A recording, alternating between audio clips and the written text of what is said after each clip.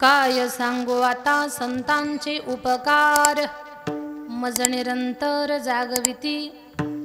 जगद्गुरु तुकोबाराय आपल्या संवादातून संतांचं महत्त्व श्रेष्ठत्व सांगतात। जे काही आमच्या जीवनामध्ये कमालीचे आश्चर्य तुम्हाला पाहायला मिळत असतील, हा सर्व संत कृपेचा प्रभाव आहे, संतांची विशेष कृपा आहे। कोणीतरी विचारलं, महाराज संतांचा नेमका उपकार काय आहे? महाराज म्हणतात, आमच्या वाणीला मर्यादा लागली, संतांचा प्रभाव, उपकार, त्यांच्या कृपेचे जे गोष्टी आहेत ना, त्या सांगण्यासाठी आमची वाणी असमर्थ आहे।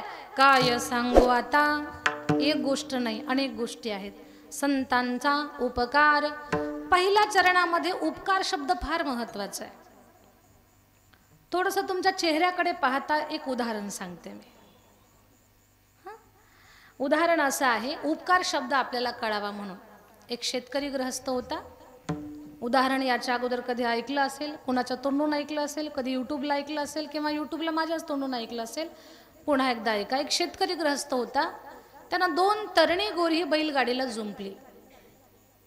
हे तुमच्या चेहऱ्यावरचा भाव बदलण्यासाठी उदाहरण आहे, हे पण लक्षात घ्या। एक शेतकरी गृहस्थ होता, त्यांना 2 तरणी गोरी बैलगाडीला जुंपली आणि तो बैलांना घेऊन शेतात निघाला। तरण्या गोऱ्यांना शिस्तीमध्ये चालायची सवय नसते। वयाची 50शी पार केलेली माणसं 50च्या पुढे गाडीचा स्पीड कधी चालवत नाहीत, पण जे 16 मध्ये आहेत ते 116 ने गाडी चालवल्याशिवाय राहत नाहीत। तर मला तुम्हाला एवढं सांगायचंय, तो तरण्या गोऱ्यांना काही शिस्तीमध्ये चालायची सवय नसते।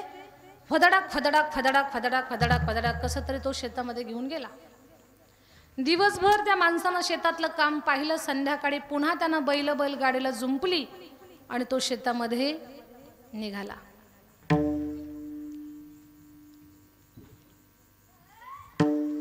आणि तो शेतामधून जसा घराकडे चालला, गाव जवळ आलं की बैल सुसाट पळायला लागले। आपण शेतकरी आहोत, आपल्या सगळ्यांना माहिती आहे, गाव जवळ आलं की बैल सुसाट पळतात। पाहुणे घरात आले की लेकरं उलट्याच उड्या मारतात। माहेरचं कुणी आलं की आम्हाला काही सुचतच नाही।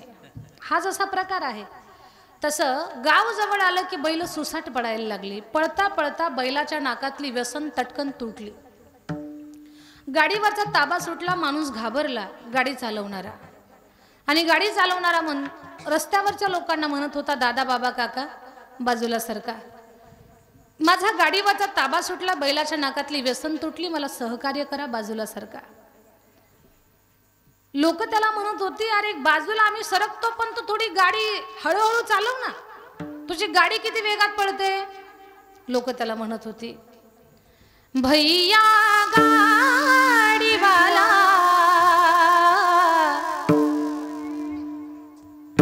भैया गाडीवाला,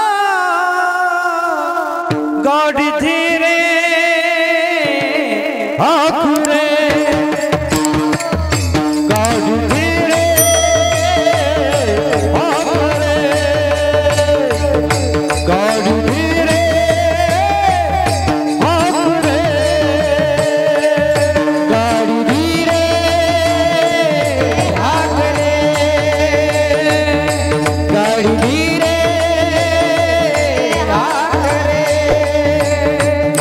गाडी धीरे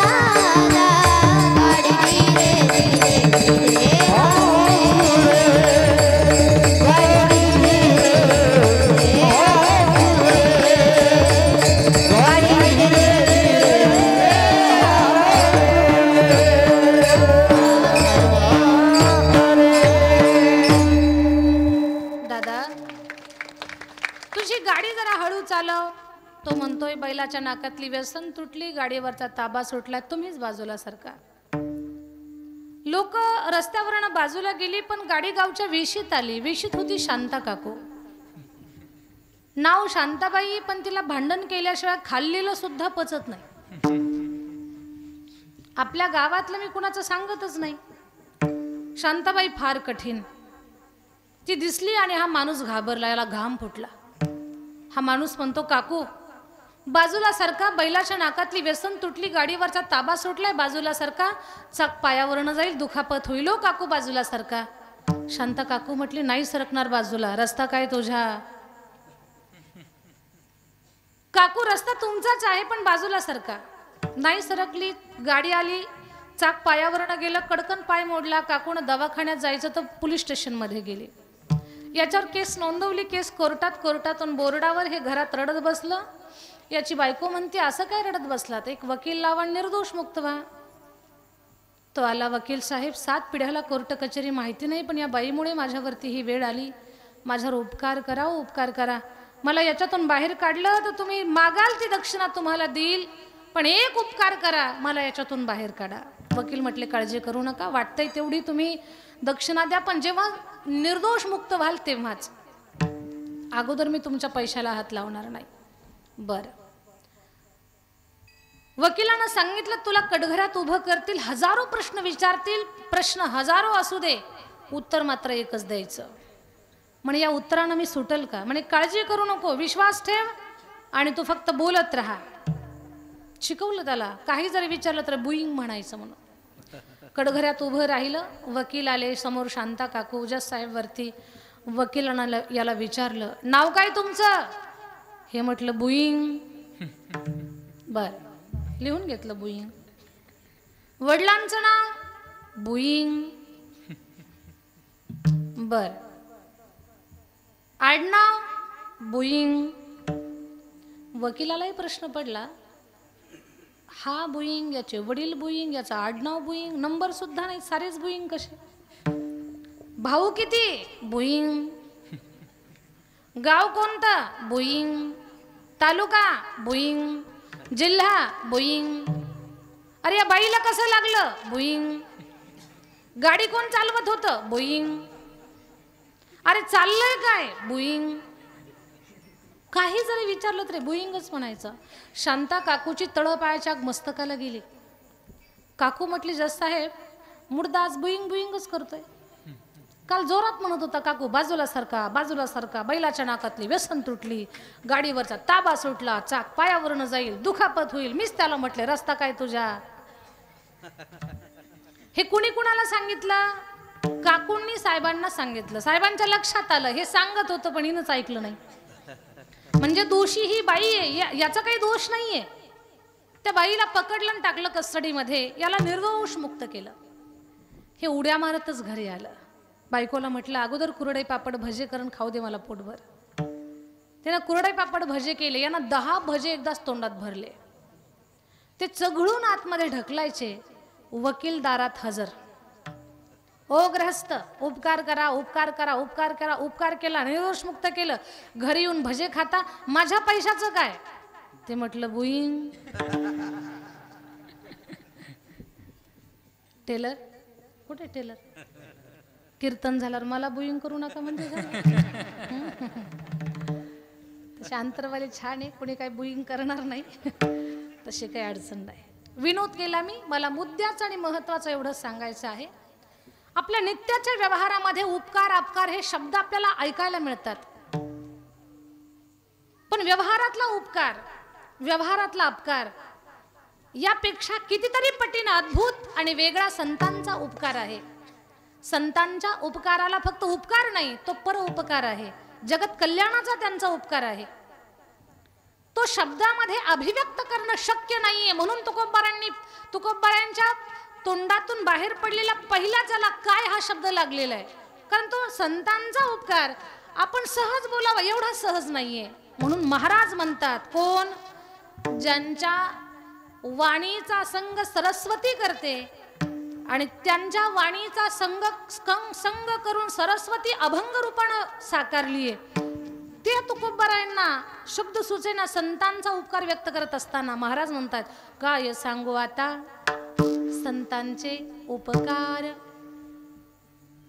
उपकार, परोपकार हा शब्द, त्याचं महत्त्व, त्याचं गांभीर्य, त्याचं मोल, आणि हा उपकार शब्द माणसाचं व्यक्तिमत्व किती उंचीला घेऊन जाणार आहे हे तुम्हाला पटावं याच्यासाठी काही गोष्टी मी बोलते तुमच्यासोबत. देवपंचायतन आहे पहा. देवपंचायतनमध्ये भगवान शंकर, भगवान गणेश, माँ दुर्गा, भगवान विष्णू आणि सूर्य भगवान ही 5 देवता येतात.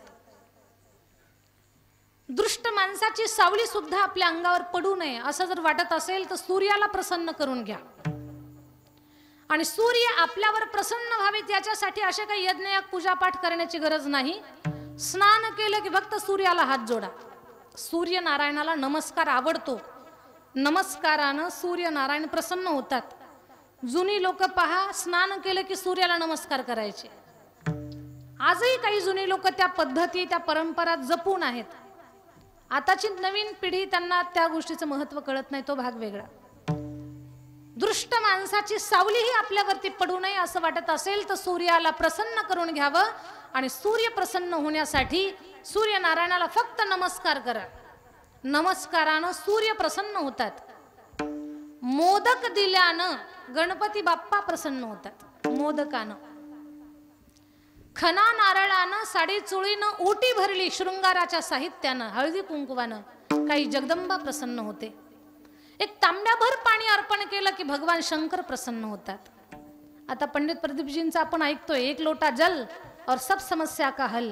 एक तांब्याभर पाणी महादेवाला अर्पण केलं की आपल्या पत्रिकेतला पितृदोष, कालसर्पदोष, वास्तुदोष हे सगळे दोष नष्ट होतात. फक्त तांब्याभर पाण्याचा तो प्रभाव आहे. एक तांब्याभर पाणी महादेवाला अर्पण केलं की महादेव प्रसन्न होतात.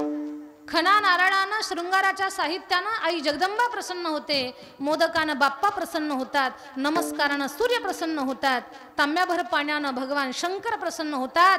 तर ज्याची माळ गळ्यात घालतो आणि भाळावर टिळा लावतो, खांद्यावर पताका घेऊन ज्ञानोबा तुकारामचं भजन करत, पायानं पायवाट करत आपण पंढरपूर गाठतो ना, तर विठुरायाला परोपकार आवडतो. काय आवडतं विठ्ठलाला? परोपकार. उपकारानं माणसाच्या व्यक्तिमत्वाची उंची तर वाढते, पण आपण नारायणाचे लाडके होतो. हा उपकार किती मोलाचा भाग आहे तुमच्या माझ्या जीवनातला. संतांचं महत्व एवढं का आहे तर त्यांच्या जीवनामध्ये उपकार हा भाग आहे, परोपकार हा भाग आहे. परोपकार नारायणाला आवडणारी गोष्ट आहे. परोपकारानं नारायण खूप प्रसन्न होतात.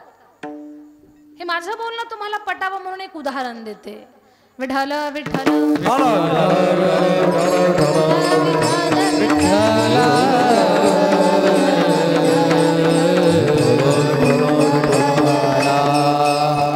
तुम्ही लक्ष देऊन ऐकलं तर कीर्तनातून तुम्हाला खूप काही शिकायला मिळेल.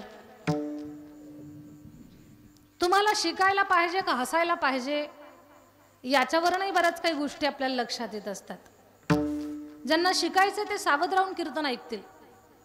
परोपकार किती मोलाचा, किती महत्वाचा आहे. विठ्ठल विठ्ठल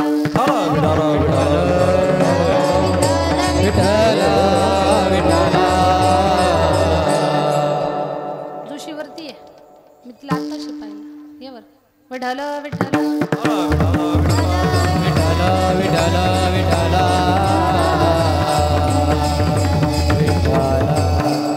लक्ष देऊन ऐका. खूप मोठे साधू संत आले होते आणि त्या संतांनी एकत्र येऊन खूप मोठा यज्ञ केला. तुम्ही सगळेजण माझ्याकडेच पाहताय असं मी गृहीत धरते. संतांनी खूप मोठा यज्ञ आयोजित केला आणि त्या यज्ञाची अगदी पूर्णाहुती आहे. पूर्णाहुती शेवटचा टप्पा आहे यज्ञातला. आणि त्याच्यासाठी सगळ्या संतांनी ठरवलं, ऋषींनी ठरवलं की खिरीचा प्रसाद बनवायचा. खिरीचा प्रसाद बनवण्याची जबाबदारी एका माणसाकडे दिली. त्यानं दूध आणलं, इलायची आणली, पिठी साखर आणली, तांदूळ आणले, खोबऱ्याचा किस आणला, काजू बदाम त्याला जे उपलब्ध होईल त्यानं ते सगळं आणलं आणि त्यानं आता खीर बनवण्यासाठी तो प्रयत्न करतोय. ऐका बरं, तो खीर बनवणारा माणूस खीर बनवण्यात एवढा दंग झाला की कुणीकडनं साप आला आणि त्या सापानं दुधामध्ये विषाची गरळ टाकली हे त्याला माहितीच नाही. यज्ञामध्ये मंत्र उच्चाराद्वारे आहुत्या टाकणाऱ्या विद्वान भूदेवांना सुद्धा माहिती नाही आणि खीर बनवणाऱ्याला सुद्धा माहिती नाही की याच्यात विष पडलंय म्हणून. खीर तर तयार झाली. आता फक्त देवाला नैवेद्य दाखवायचा आहे आणि सगळ्यांना प्रसाद घ्यायचा आहे. प्रसाद घ्यायचा आहे, नैवेद्य दाखवायचा आहे. ती खीर विषारी आहे हे कुणालाच माहिती नाही, फक्त एका बेडकाला माहिती आहे. बेडूक. तो बेडूक ओरडायला लागला, डराडोरा करायला लागला. तो बेडूक खीर बनवणाराच्या जवळ उड्या मारतोय. त्याला सांगायचंय कुणी खाऊ नका, ती विषारी खीर आहे, पण बेडकाची भाषा माणसाला कळत नाही. तो बेडूक उड्या मारत होता. तो तळमळून सांगत होता खाऊ नका खीर, ती विषारी आहे, पण त्याचं कोणीही ऐकत नव्हतं, कारण त्याची भाषा कुणाला कळत नव्हती. बेडकाच्या लक्षात आलं आता जर खीर खाल्ली या लोकांनी तर ही बिचारे सगळे मरतील आणि यज्ञ करून जर ही मेली तर ती गोष्ट चांगली नाही.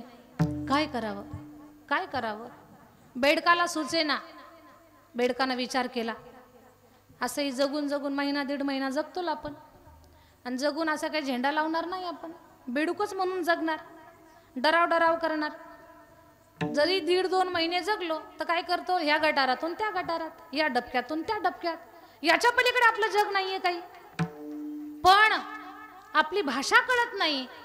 यांनी ही खीर खाण्याचं थांबवण्यासाठी आपण जर या खीरीच्या पातेल्यात उडी मारली तर या लोकांचा जीव वाचल.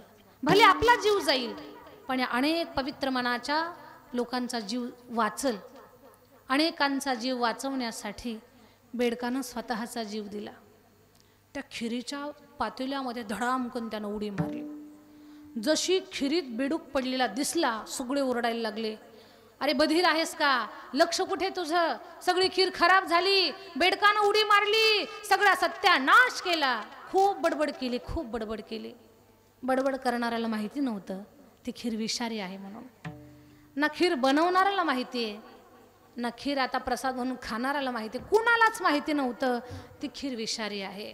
सगळेजण बडबड करायला लागले की खीर खराब झाली. कुठं लक्ष होतं? याच्यातून काही मुद्दे तुम्हाला मला सांगायचे आहेत.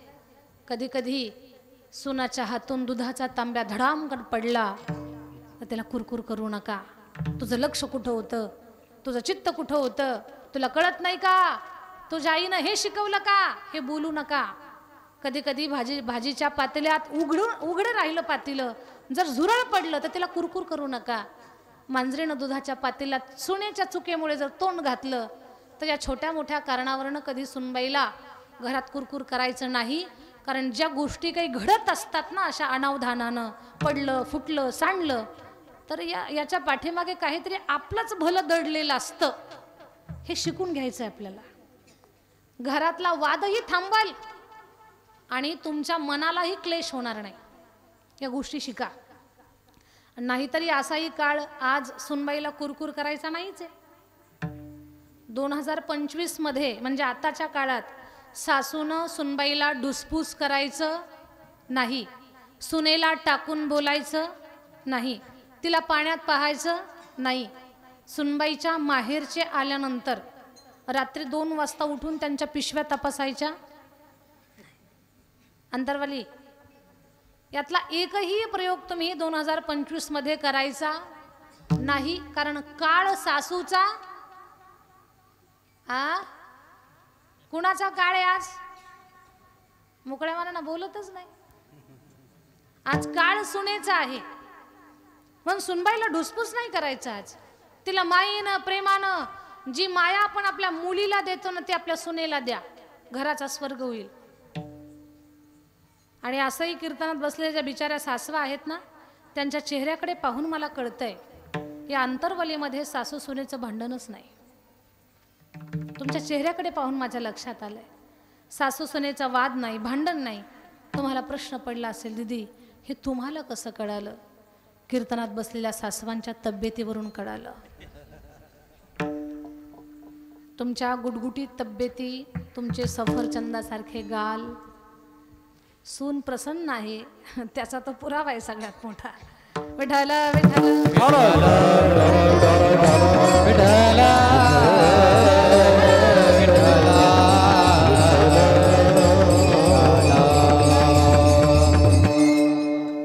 कधी सुनाच्या हातून एखादी वस्तू तुटली फुटली तर त्याच्या वर्ण वाद घरात करू नका, कारण ती गोष्ट घडण्या पाठीमागे आपलं काहीतरी संकट टळलंय असा त्याचा संकेत आहे.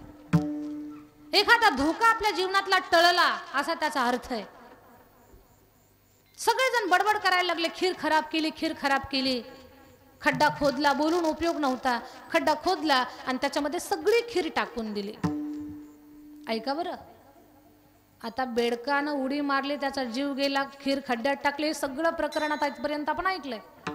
पण त्या बेडकाचं एवढं पुण्य झालं की त्याच्यामुळे अनेक लोकांचा जीव वाचला होता. त्या पुण्याईचा परिणाम असा झाला, आता बेडकाच्या जीवनात हा परोपकार झाला. त्या परोपकाराचं पुण्य एवढं झालं की तो बेडूक साक्षात नारायणाच्या अंगाच्या चंदनापासून कन्या रूपानं तो जन्माला आला. पहा, बेडूक होता पण बेडकाचा जन्म बदलला त्याचा, आणि तो कुणाची कन्या झाला? नारायणाची. नारायणाच्या अंगाचं जे चंदन आहे त्या चंदनापासून तो बेडूक मुलगी रूपात जन्माला आला, नारायणाची मुलगी झाला. नारायण एवढे सुंदर आहेत, त्यांची मुलगी किती सुंदर असेल. तो बेडूक नारायणाची कन्या म्हणून जन्माला आलेला, नारायणासारखा सुंदर तो बेडूक रूप बदलून अतिशय सुंदर मुलगी झाला. आणि ती मुलगी एवढी सुंदरी होती ना, एवढी सुंदरी तिचं नाव मंदोदरी. नारायणाची कन्या म्हणून जो बेडूक जन्माला आला तो एवढा सुंदर होता, त्या सुंदरीचं नाव मंदोदरी. आपण म्हणतो मंदोदरी ही मै नावाच्या राक्षसाची मुलगी आहे. ती नारायणाची कन्या आहे, पण नारायणानं ती त्या राक्षसाला सांभाळायला दिलेली होती. आणि त्या मंदोदरी आईचं अनेक वैशिष्ट्य आपण ऐकतो की ती महान पतिव्रता होती, ती अप्रतिम सुंदर होती, या सगळ्या गोष्टी खऱ्या आहेत. पण तिचं आणखी एक वैशिष्ट्य आहे का, आपण जर अंगावर सोनं घातलं तर आपल्या सोन्यात मळ चढतो, पण मंदोदरी आईनं जर अंगावर सोनं घातलं तर सोन्यातला मळ निघून जात होता. हे तिचं वैशिष्ट्य होतं का, ती नारायणाच्या मळापासून तयार झालेली होती. एका बेडकाला नारायणाची कन्या होण्याचं भाग्य प्राप्त झालं, असं कोणतं पुण्य त्याच्या जीवनात त्यानं केलं? तर फक्त परोपकार. परोपकारानं माणसाच्या व्यक्तिमत्वाची उंची वाढते. उंची एवढी वाढते की तिथे त्यांचं वर्णन करण्यासाठी शब्दाला मर्यादा लागते. त्याचा पुरावा म्हणजे काय सांगू आता, संतांचे उपकार. सगळ्यात मोठा संतांचा उपकार, मज निरंतर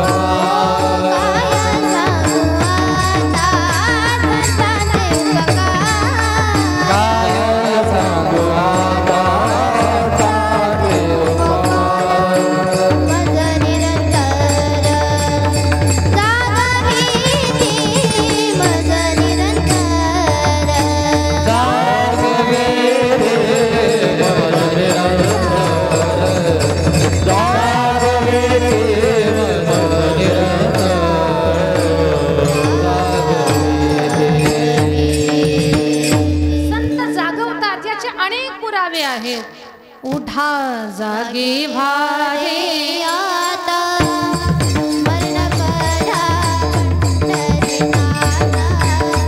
बावे चरणी देवा माता कवी व्यथा जन्माला उठा जागे भारे आता मरण परा पंढरीनाथा बावे चरणी देवा माता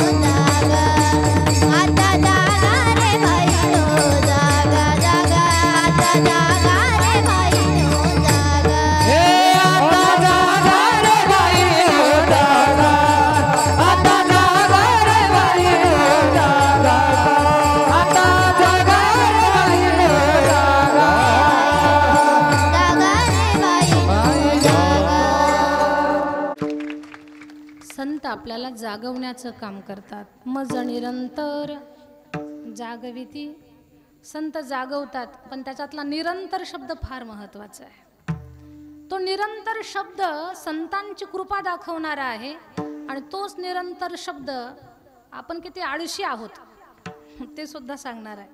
एखादी गोष्ट आपल्याला सारखी सारखी सांगावी लागते म्हणजे आपण किती मठ्ठ पण आहोत, परमार्थाच्या बाबतीत किती उदासीन आहोत, चांगल्या बाबतीत आपण किती कंटाळवाणे आहोत हे सुद्धा दाखवणार आहे. संतांना सारखं सारखं आपल्याला सांगावं लागतं, बाबांनो स्वतःचं भलं पहा, स्वतःच्या कल्याणासाठी प्रयत्न करा, भक्ती करा, भजन करा, उपासना करा, हे वारंवार सांगावं लागतं संतांना. चांगले जगा, चांगले वागा, चांगला व्यवहार करा, स्वतःला उन्नत बनवा. का बरं? काही गोष्टी नैसर्गिक असतात. नैसर्गिक तुम्ही म्हणाल कशा? पाणी आणि चरित्र हे नेहमी उताराकडेच वाहत असतं.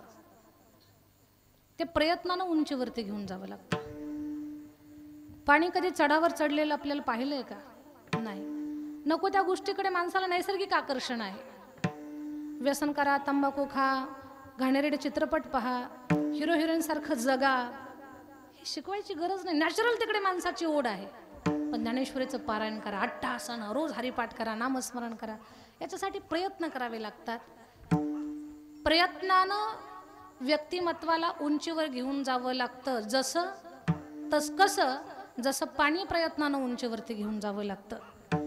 हे सांगण्यापाठीमागे माझा भाव एकच आहे की संत आपल्याला वारंवार आपल्याला जागवतात. वारंवार म्हणण्यापेक्षा अखंड. मज निरंतर जागविती हा सगळ्यात मोठा संतांचा उपकार आहे. कोणी एवढा आपल्यासाठी एवढे कोणी कष्ट घेऊ शकत नाही आपल्याकरता, पण ते संतांनी घेतले. संतांची आपल्याला जागवण्याची सेवा अखंड आहे, म्हणून सप्ताहाचं नाव सुद्धा अखंड हरिनाम सप्ताह आहे. धार्मिक गोष्टीला अखंड हा शब्द लागलेला आहे. का? त्यांचा प्रयत्न सतत चालू आहे तुम्हाला तुमचं आमचं उत्थान करण्यासाठी, तुमचं आमचं कल्याण करण्यासाठी. म्हणून काय सांगू आता संतांचे उपकार. मज निरंतर जागविती. ज्यांचा एवढा मोठा उपकार आहे त्या संतांच्या ऋणातून आम्ही उतराई कसं व्हावं? काय द्यावे त्यासी व्हावे उतराई. ठेविता हा पायी जीव थोडा. कुणी आपल्यावरती कपभर चहाचा उपकार केला तर माणसाला वाटतं परत याला कधीतरी चहातून याच्या उतराई व्हावं. एक कपभर चहा आणि कोरभर अन्नाचा आपल्याला उपकार लागतो. आपल्या जीवनाला उंचीच बनवण्यासाठी ज्यांचा खूप मोठा प्रयत्न आहे त्यांच्या ऋणातून आपण कसे उतराई होणार? त्यांच्या बाबतीमध्ये आपण जीव जरी काढून ठेवला तर तो कमी आहे. ठेविता हा पायी जीव थोडा. संत एवढे प्रभावी आहेत ना, संतांच्या सहज बोलण्यातून जगाचं कल्याण आहे. सगळे तुम्ही लक्ष देऊन ऐकताय, ऐका. संतांच्या सहज बोलण्यातून तुमचं आमचं भलं होतंय आणि तुमच्या आमच्या सहज बोलण्यातून एखाद्याच्या घरात पेटतंय. हा बोलण्यातला फरक आहे. कोण बोलतंय त्याला फार महत्व आहे. एखाद्याला सहज बोलू द्या, घरात आग लागली म्हणून समजा, आणि संतांनी सहज बोलू द्या, पेटलेलं विजलं म्हणून समजा. सहज बोलणे, सहज बोलणे हित उपदेश. सहज बोलणे हित उपदेश. सहज बोलणे हित उपदेश. सहज बोलणे हित उपदेश. साया शिकवे ते करोने साया शिकवे ते काय द्यावे त्याची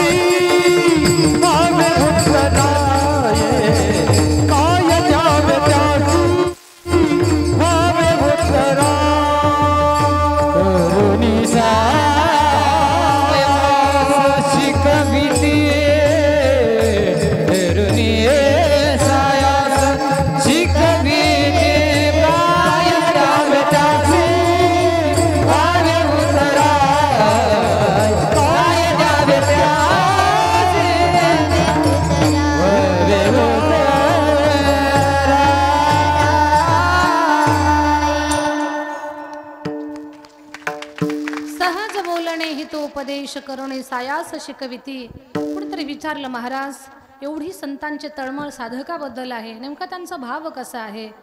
म्हणे साधूचा साधकाबद्दल भाव असा, गायीचा बछडाबद्दल जसा. तुका म्हणे वत्स धेनू वेचे चित्ती, तैसे मज येती सांभाळीत. विठोबा रखुमाई विठोबा रखुमाई, विठोबा रखुमाई, विठोबा रखुमाई, विठोबा रखुमाई, विठोबा रखुमाई. माझ्या अल्पमतीने अभंगामध्ये प्रवास करण्याचा प्रयत्न केला. खूप चांगल्या पद्धतीने गावात सप्ताह आपण घडवून आणता. तुमच्या या चांगल्या कार्याला खूप शुभेच्छा. आणखी एकजुटीनं एका विचारानं भक्तिभावानं एकत्र येऊन हा कार्यक्रम आणखी सुंदर कसा होईल याच्यासाठी आपण सगळ्यांनी प्रयत्न करावा.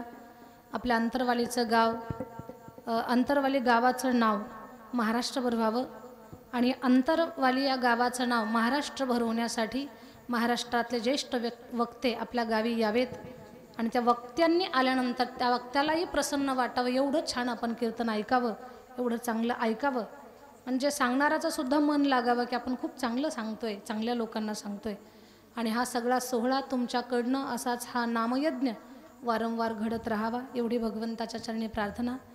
बाबांच्या समाधी पुण्यतिथी सोहळ्यासाठी हे जे अध्यात्माचं वैभव मागच्या अनेक वर्षापासून तुम्ही जे घडवून आणताय, तर हे खरंच कौतुकास्पद आहे. गाव छोटं आहे पण भक्तिभावानं हा सोहळा आपण घडवून आणता. स्वतः या सप्ताहातून आपलं जीवन परिवर्तन व्हावं, आपलं कल्याण व्हावं याच्यासाठी आपण दरवर्षी काही ना काही एक एक चांगला गुण, प्रत्येक वर्षी एक एक चांगला गुण आपल्यामध्ये आपण विकसित करण्याचा प्रयत्न करावा. सगळ्यात मोठं साधन आपण नामस्मरण करावं, नामस्मरण वाढवा. रोज संतांची कथा मोबाईलद्वारे ऐका, प्रत्येकाकडे मोबाईल आहे. कीर्तन ऐका, कथा ऐका, संत चरित्र ऐका. आपल्या जीवनात कमालीचा बदल होईल, आपलं कल्याण होईल. वाईट विचार बुद्धीमध्ये येणार नाहीत आपल्या. आणि जरी एखादं संकट आलं तर त्या श्रवण साधनेनं आपल्यावरचं संकट टळून जाईल. नामस्मरणाची गुढी तुम्हाला लागेल, तुमचंच भलं होईल. या व्यासपीठावरनं जे काही सांगू ते तुमच्या भल्याचं सांगू. या सगळ्या गोष्टींचा विचार करा, चिंतन करा. तुमचं कल्याण कसं होईल याच्यासाठी तुम्ही स्वतः प्रयत्नशील व्हा. देवाच्या नामाचा आग्रह धरा, संतांची सेवा करा आणि सप्ताह थाटानं आणि ताकदीनं करा. गावचे सरपंच तरुण आहेत, त्यांचे सगळे मित्र तरुण आहेत आणि सगळ्यात तरुण भावंडांनी जे धर्माचं कार्य हाताला धरलेलं आहे, तर या कार्यावर गावकऱ्यांनी विश्वास ठेवून त्यांच्या या कार्याला बळ दिलेलं आहे. हेच या अंतरवलीचं सगळ्यात मोठं कौतुक आहे. आणि आताचे जे तरुण कार्यकर्ते आहेत सप्ताहाचे, हे कितवं वर्ष आहे सप्ताहाचं? 34वं वर्ष आहे. एक 8-10 वर्षापूर्वी, 12 वर्षापूर्वी सगळे लहान होते. तेव्हापासून तुम्ही सगळ्यांनी त्यांच्यावरती विश्वास ठेवून हा कार्यक्रम चांगला करण्याची जबाबदारी त्यांच्यावर टाकली आणि त्यांच्यासोबत राहिलात. अंतरवाली गावचा आदर्श ह्या महाराष्ट्रानं घ्यावा. खरंच ह्या सगळ्या गोष्टीचं कौतुक करावं तेवढं कमी आहे. असं माझ्या वाणीला मी इथंच विराम देणार आहे. येणाऱ्या 18 नोव्हेंबरपासून 25 नोव्हेंबरपर्यंत आपल्या चकलंबा या गावी खूप मोठा भव्य कलशारोहण सोहळा आयोजित केलेला आहे. महाराष्ट्रातले अधिकारी आणि ज्येष्ठ कीर्तनकार कीर्तनासाठी आहेत. महाराष्ट्रातले सगळे गुणवान तिथे प्रत्येक दिवशी कीर्तनासाठी येणार आहेत. खूप मोठं नियोजन आहे, खूप मोठी शोभा आहे, पाहण्यासारखं आहे, ऐकण्यासारखं आहे. 11 कोटी नामजपाचं आयोजन केलेलं आहे. खूप छान नियोजन केलं आहे कार्यक्रमाचं. महाराष्ट्रभरातून लोक त्या कलशारोहण सोहळ्यासाठी येणार आहेत. आपणही कलशारोहणासाठी या, हे अंतरवालीकरांना निमंत्रण. 11 कोटी नामयज्ञ ज्यांचं मुख गाणार आहे, त्यांच्या मुखात कुठेतरी आपल्याकडचं अन्न जावं आणि थोडं पुण्य आपल्याही पदरी प्राप्त व्हावं असं आपल्यापैकी कुणाला वाटत असेल तर त्यांनी कलशारोहणाच्या करता अन्नदानासाठी सहकार्य करू शकता. महाराष्ट्रभरातली लोक कलशारोहणासाठी सध्या मदत करत आहेत अन्नदाना करता. अंतरवालीकरांनाही माझं आवाहन आहे, आपल्या जवळच असणारं चकलंबा गाव, तिथे जुनं देवस्थान आहे. कल्याण स्वामी महाराजांची संजीवनी समाधी मंदिर बनवलंय. मठाचं काम अगदी आता 60-70% पूर्ण झालंय. 25-30% बाकी आहे, पण ते चालू आहे. त्याच्या अगोदरच आपण कळस बसवून घेऊ या भावनेनं कलशारोहणाच्या कार्यक्रमाचं भव्य भव्य भव्य नियोजन केलेलं आहे. व्यासपीठावरचे सर्व गुणवान ज्येष्ठ मंडळी, सगळ्यांना तर निमंत्रण आहेच. गावकऱ्यांनाही निमंत्रण, पंचकृषीतून कोणी आलं असेल इथं त्यांनाही कार्यक्रमासाठी नियोजन आहे. महाराष्ट्रातले ज्येष्ठ वक्ते तिथं कीर्तनासाठी आहेत. या कार्यक्रमासाठी आपण या.